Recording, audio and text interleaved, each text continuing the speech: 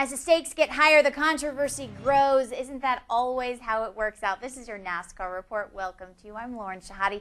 Pete Pistone, our NASCAR reporter, joining us now. Pete, a lot of controversy. Let's start with it. Jimmie Johnson's win last week at Dover sparking a little controversy because he had a tire test at that same track earlier this year.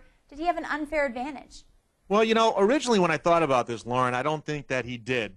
For one reason, Jimmie Johnson and Dover International Speedway have really been one of the bigger success stories in the sport. Johnson had won 4 times prior to this past week's race up there at the Monster Mile.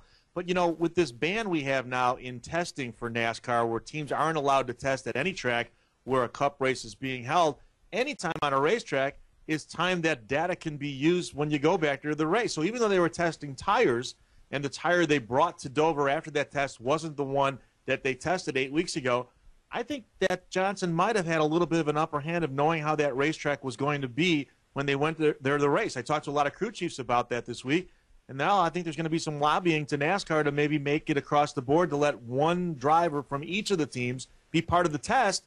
That way everyone has the same advantage. A lot of people with a lot of different opinions on this going back and forth. Hey, Pete, am I right on this? Dale Earnhardt Jr. is talking about his fantasy football team, talking about the Redskins game, and he gets some heat for it? Why?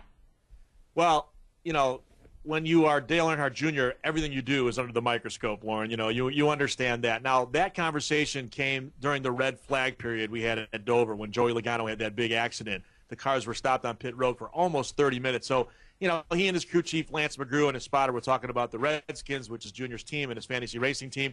And some people felt that, he's not focused on what he's doing. This was not when he was on the racetrack driving 150 miles an hour. Now, granted, they did not have the day that the other 300 teammates did, but I don't think it had anything to do with Junior talking about fantasy football. But they do need to get things turned around there because the 88 team continues to struggle, Lauren. Not much to talk about that game if you're a Skins fan, a loss to Detroit. Listen, Pete, on to Kansas this week for chase race number 3, the track 1.5 miles, but they haven't been there. The series hasn't been on the schedule there this year. How does that affect things?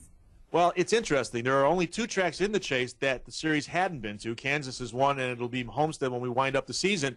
They're going to go on notes from Chicago because Kansas and Chicago are sister tracks, and I think a lot of the data will transfer over, but it's still not the same as being on the exact track that we're going to be racing on.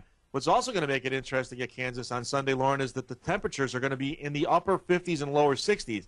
That's pretty cold even for this time of the year in the Midwest. The last few years we've raced there, I think we were in the 70s and 80s. So it's going to be one of those weekends where you're going to have some notes in the baseline, but when you get there on Friday, you better be ready to make some adjustments before the green flag flies on Sunday for the race. And you're also going to have to bring a sweater if you're a girl. That's girl talk for you, Pete. A little wardrobe talk. It's starting to be do or die time. Who do we see doing well on Sunday, Pete? It's funny. Whenever we used to go is the key here to an intermediate track. I would say look for the Roush Fenway guys. That would be Carl Edwards, Greg Biffle, Matt Kenseth. This race a year ago, Carl Edwards tried a bonsai move around Jimmie Johnson on the final lap. It didn't pay off, and Edwards wound up finishing second. Johnson won. Roush Fenway has really been struggling this year. I think it's going to be another Hendrick day, and I think the 2 guys at the top of the point standings are the 2 to watch, Jimmie Johnson and Mark Martin. If you want to throw in a spoiler, watch Juan Pablo Montoya because, again, I think the harness is off. I think that horse wants to run. This might be the weekend we see JPM maybe steal the win and get back into that chase hunt. You spoke to me about him earlier this week. Pete, I don't want you talking about your fantasy football team. We don't want you unfocused for your column. You promise? I promise. And if I did, there would be nothing to talk about because my fantasy football team is off to a horrible start as well. Hey, I am with you. Thank you, Pete. For Pete Pistone, I'm Lauren Shehadi. We'll see you real soon.